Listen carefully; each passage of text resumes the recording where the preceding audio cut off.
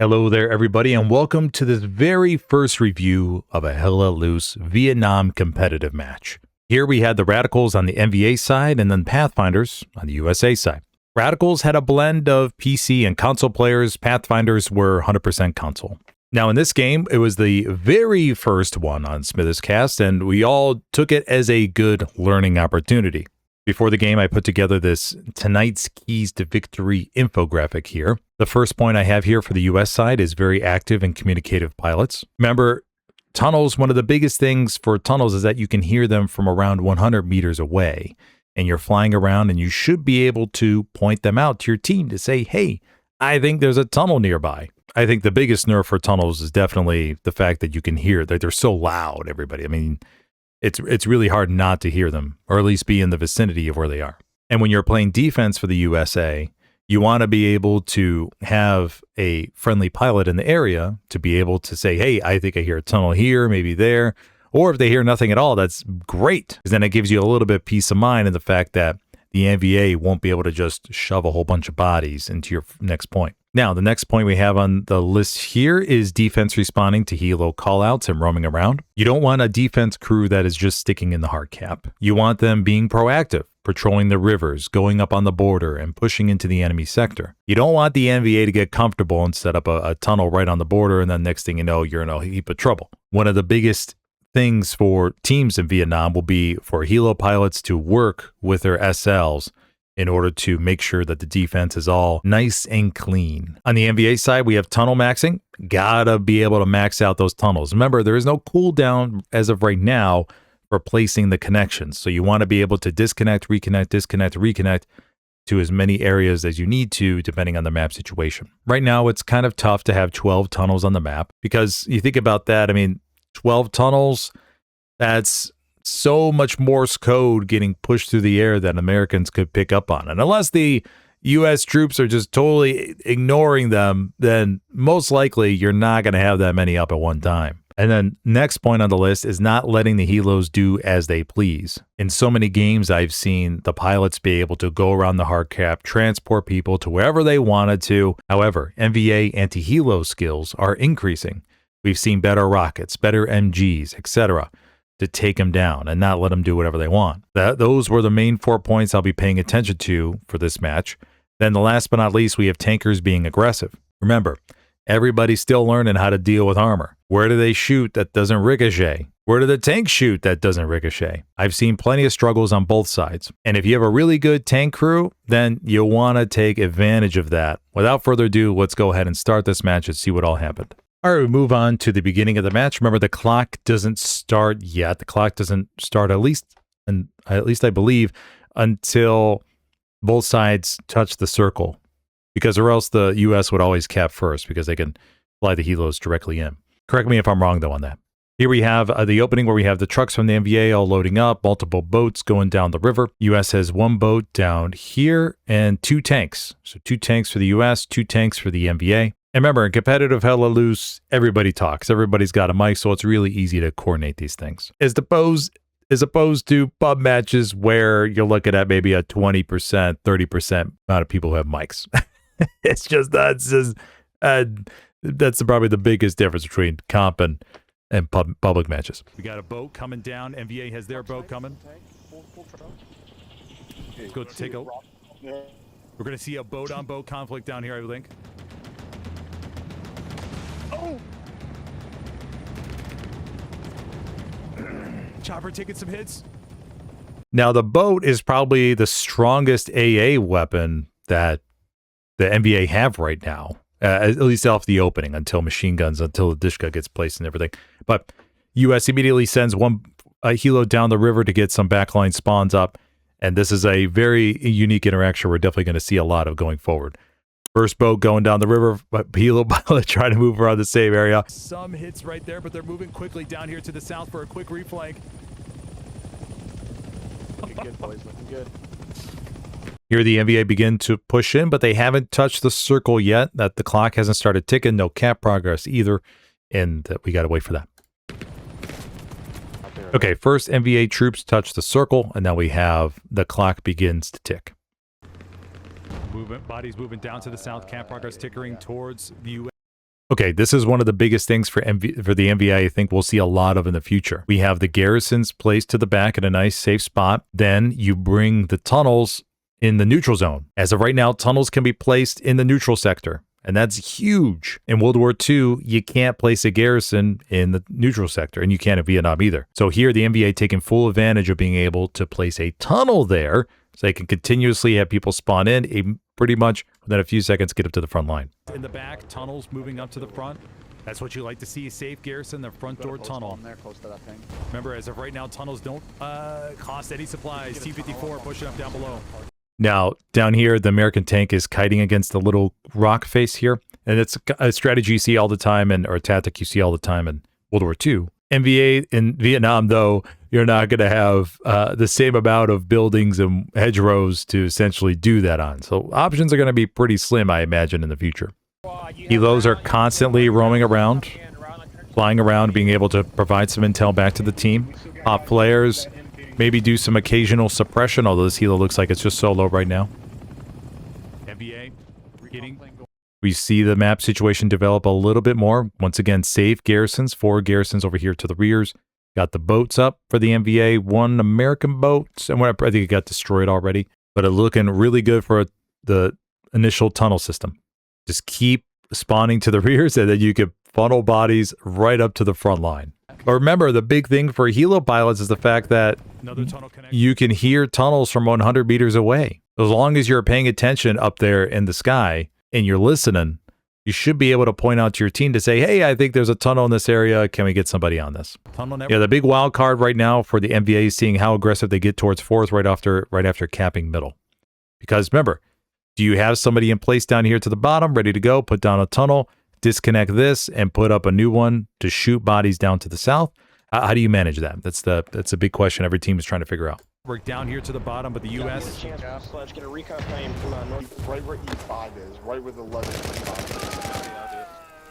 As opposed in World War II, where you have very long range engagements sometimes, here in Vietnam, we're seeing a lot more close quarters combat. No longer are you going to have an MG on a building just dominating the landscape. No. It's going to be a lot more like this, where you go, oh, crap, no, screws right behind me. Tunnel connections all the way up, 1, 2, 3, 4. Actually, we have more tunnel connections. So the helo pilot is going across the border, seeing if they hear anything. Probably not at this range. And they report back to say, hey, don't hear any Morse code. I think it's okay.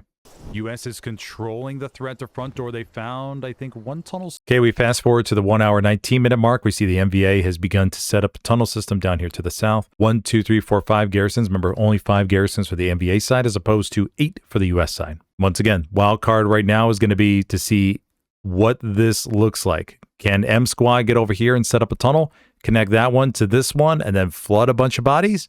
Or will the NVA need to commit a whole bunch of bodies still back to defense, deal with the American threat all around? So far, but they're pushing. Because remember, those helos flying around the hard cap, they count as cap weight. They go in the circle, outside the circle, and it's a constantly fluctuating cap weight number. West trying to get that in.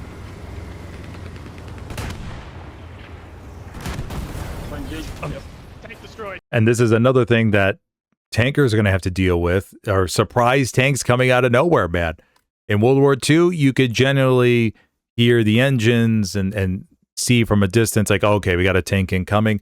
But in Vietnam, I feel like there's going to be a lot more random tank encounters than there ever was in World War II. We're not going to go over every bit of the match. We'll skip around and just cover the main parts. Full match link description. A full match link is in the description if you want to watch it. Now we jump forward to the 1 hour, 16-minute mark. We see a garrison placed down here to the south. The NVA has connected this tunnel to that tunnel, and now we have this one long springboard possible for blueberries to make their way into the enemy's backline. As opposed to World War II, where you would see enemies going across the border right here from this direction, and it would ping a OP or garrison. Not the case in Vietnam.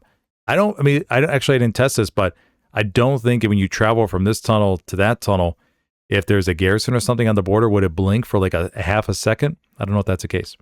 Very important piece we're about to... Very important lesson right here. Watch. Take a look. The tank crew see it. The helicopter is circling about, hearing the Morse code, and can report that back to the tankers to say, hey, they got something here. I hear the Morse code going off.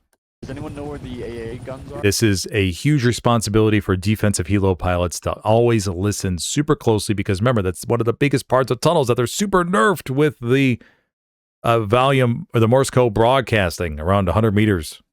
Very, very big. Listen. They're patrolling around. I think they hear the radio.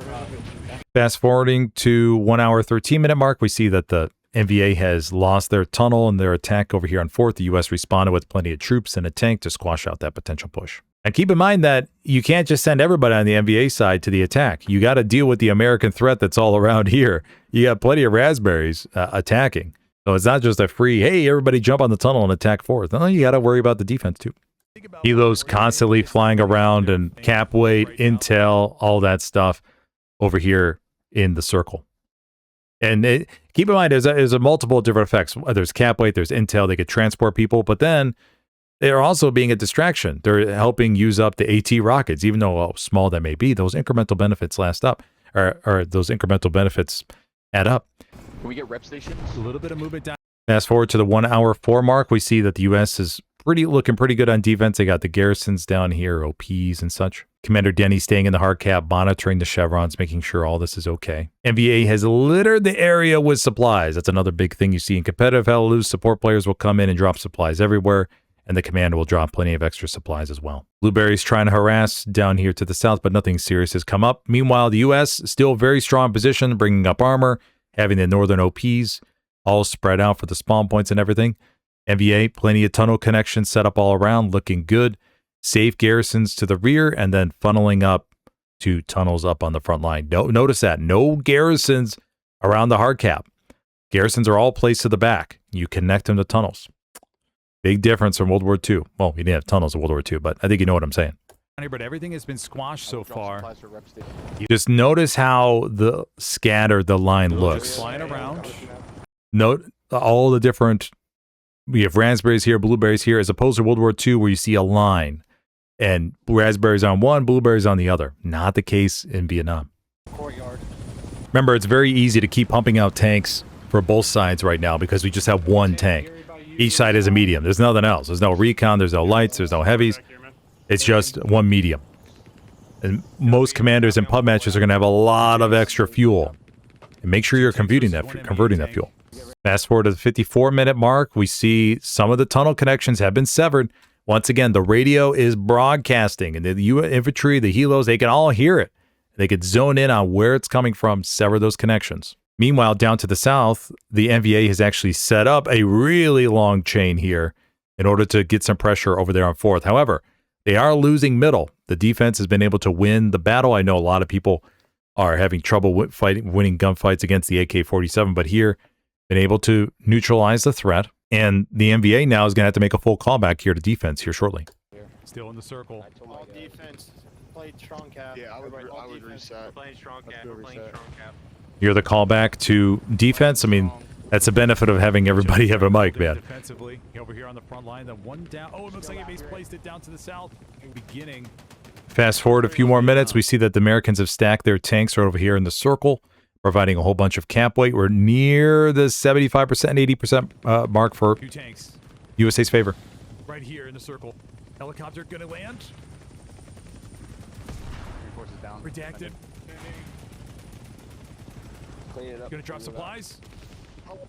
The helicopter's waiting for people to spawn on my structure thing. Big spawn waves. Bombing run it. At structure ping accurate. Oh!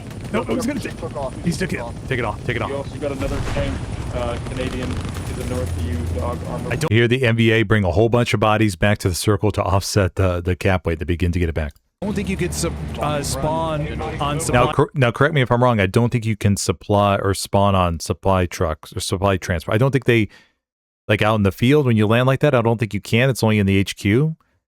But correct me if I'm wrong in the comments. If you've seen people land a supply or transport helo like right here and spawn a whole bunch of people on it, let me know if you've seen that. I don't think that's the case, though. Helos only transport ones, if I remember correctly, right? So that's going to be a big part. Show you what you got, brother. Wrong chat. Bombing run on its way. With you, Sugar. Napalm. Oh, napalm strike. Torches him. Oh, doggy. Tank flanking on Victory. NBA still defending, no. Yo, Canadian, prioritize that tank to your north on Jig. Absolutely lethal napalm strike over there in the middle of the point, but the bombing run is able to offset a little bit as well. Pretty crazy. The napalm strike is super powerful, just crushing that whole part. Then you have the lingering, the fire afterwards that can also take out some people. Outside the house, Trigo. Let's place tunnels anywhere we'll be right now. We need spawns. Take a look at the map. It's been a while. Okay, what have we seen? I mean, the NVA stacked the hard cap. The infantry was able to sneak around, take out some of the tanks. Bombing run, napalm strikes, been super effective. And it's just chaos. I mean, you can't nearly really box out the area. You have the Helios flying around. They could drop off people in so many different spots, and it's really hard to keep track of everything that's going on, at least from this very first match. The NVA have lost a lot of their tunnel connections, and they're down to one currently. Remember, you can have, or actually, we have maybe two connections, okay? So 2 total connections. But the point is that the U.S. has been able to hunt them down, take them out, and prevent that overwhelming transportation ability to really wipe them out anywhere. So much pressure has been put on middle that the NVA hasn't really been able to commit to a big attack over there on 4th. We looked, but we have nothing down to the south. Oh, just a little bit off. Now here, this is what I was referring to earlier when it comes to the NVA's infantry skill and when that will be good enough to outweigh the pilot, or at least be equally the flying skill of the pilots. Because right now we've seen so many fly over the point this game that it's just been an absolute menace, providing the intel and the harassment to the NVA troops, and like I said, distracting them also a little bit, but providing that cap weight, like mentioned in the comments after the game. Left over there. Oh, actually, we have one dead bodies up to the north. Fast forward to the 36-minute mark. We have NVA has been trying to set up the tunnels, but the U.S. has been able to hunt them down. Defense looks fine. They've been able to maintain the border pretty well. And the U.S. just keeping a nice, just amount of spawns everywhere and anywhere. Tanks sneaking to the back through the north right there. And this is what you like to see. Vietnam is going to be pure chaos, I imagine, for the competitive scene. You're not going to be able to really box out an area. You're always going to have to be responding to new threats from new areas. And it's going to be a total change from World War II. Without another garrison down. There they are. There's the Phantoms. I'm at team limit reached. I can't place Gary. 1 second. Just about this down top. Send my guys to K squad. Oh, man, devastating. Just hit it with napalm. 1-3 chevron count. Full reset. Full reset call goes out. We lost Reese. Going forward, I definitely see the U.S. commander being able to drop the napalm strike in the circle and sort of not essentially denying that to the NVA troops so they can't provide circle cap weight for at least a couple seconds here and there. Runs for the enemy. U.S. looking like they're about to cap. U.S. dropping those. NVA bringing bodies back towards the circle. Still napalm strikes. Bombing run over to the back. Defensive bombing run takes out a good chunk. Bombing run. This is tank here, guys. Send my guys back to M squad now. Southwest. I'm behind these guys right now. I need my guys. I'm going. East coasting. At least coasting. Fantastic game between these two sides so far. Right. NVA taking down Hueys, using the commander abilities, Tank rolling on ping. sneaking behind tanks, getting satchels on them, and in the jungle, satcheliers are going to be, AT players are going to love this so much.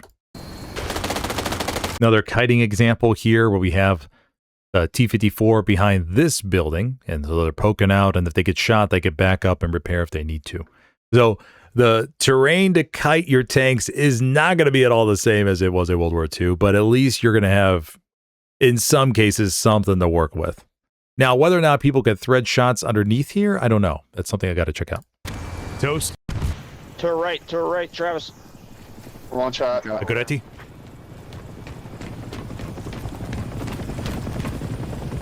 Enemy helicopter coming to defense. UV landing. They need a full reset. They need a full reset. Enemy garrison. 3-1. Enemy garrison.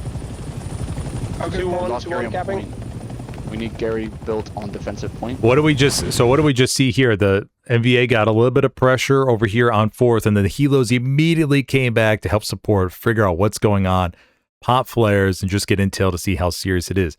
The rapid response is going to be so big going forward. I cannot wait to see how often pilots need to shift over and over again. Alright, here comes. Now, what I didn't see too much from the Pathfinders this game was the M60s are offering a bunch of suppression. So I think they decided, hey, it's not too worth it. It's not worth it too much yet because the accuracy is really bad, and everybody's still adjusting to figure out how they can actually see the enemy from the helo. And they decided to commit more bodies to the ground and to tanks.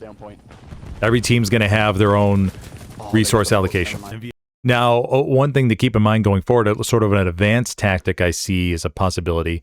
If the U.S. is able to get pressure on here and it looks like they're about to cap like they did before, one thing they can do is immediately have a helo with one SL fly over to the next point, or at least somewhere around it, to cause some instant cap weight should the cap flip.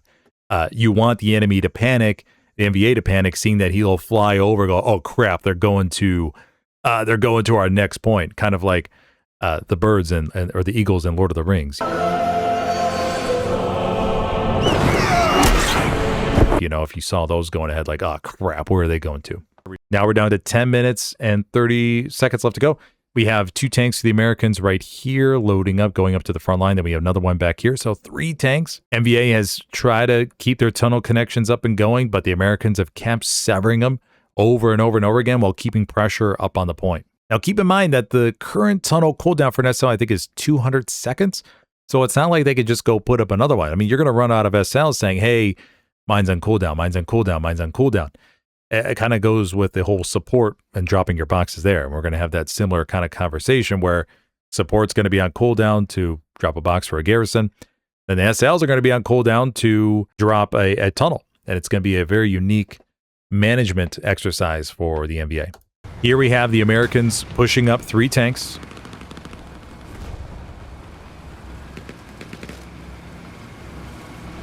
But remember, it's not clear terrain. Satcheliers, AT players can come all around here. NVA infantry coming around. These are being spotted real fast. Right over here to their side.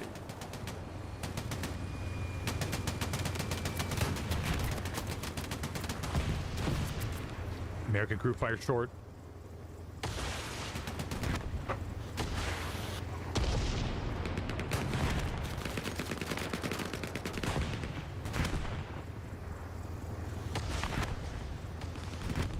Plenty of AT, man. The AT is on top of their game. The American tanks have support. We've got a couple infantry bodies back here, but they're trying to locate the NVA, and they're having a tough time. NVA doing a great job of keeping multiple grenadiers all over or we have 2 grenadiers here to deal with the tanks. NVA tank gets destroyed. Here come the armor. Pushing forward. One Satchelier over there to the back. Sneaks around.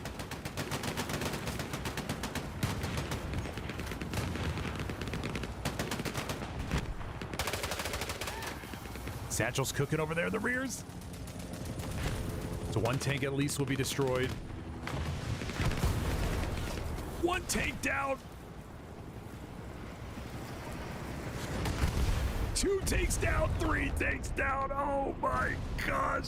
And the entire American armor bush comes to an end. And what do we see there? We saw some infantry support, but they're going to need extra infantry support because the tanks won't be able to monitor all the different bushes and trees and leaves all behind them. It's just too much. It's too much for a spotter. It's too much for anybody to be able to do that and also focus on the point, as opposed to World War II, where you could do a quick scan in the spotter through all the open field and know if you're safe or not.